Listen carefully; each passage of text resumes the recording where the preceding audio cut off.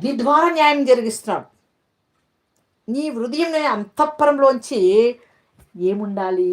అందంగా అలంకరింపబడిన బుట్ట రీతిలో అలంకరింపబడిన పెళ్లి కుమార్తె రీతిలో ఆయన మందిరంలో నువ్వు అనుభవించుకోవాలి. దేవుని కుమారులారా, కుమార్తెలారా, అగ్ని ద్వారా దేవుడు న్యాయం జరిగిస్తున్న దేవుని బిడ్డలారా, ఆయన ప్రత్యక్షత కోరుకున్న జనాంగమా, ఆయన వాక్కులు అందుకున్న దేవుని బిడ్డలారా, కుమ్మరి వాని చేతిలో మనం ఎలా ఉన్నామండి? ఈ రోజున పాత్రలమే ఉన్నాం.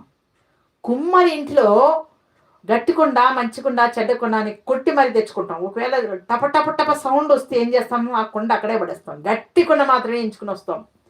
ఈ మధ్య నేను ఒక 10 కుండలు తీసుకోవడం జరిగింది. చిన్న చిన్న కుండలు. ఒకటి రైస్ కోసం, ఒకటి పాలు కోసం, ఒకటి ఈ కుండలను చూస్తే అరే చిన్నగా రంధ్రాలు పడుతుంటే అనిపించింది, అబ్బా ఈ రంధ్రం పడితే దీన్ని పాడైపోవాలి కదా, ఇది ఇంకా వేస్టే కదా. మనం ఇప్పుడు ఏ పాత్రగా ఉండాలండి? గట్టి పాత్రగా ఉండాలి. అందుకే జిగటమన్నై మానవులంతా పరమ కుమ్మరి ప్రభుడవు నీవే. ఈరోజున ఆ కుమ్మరి చేత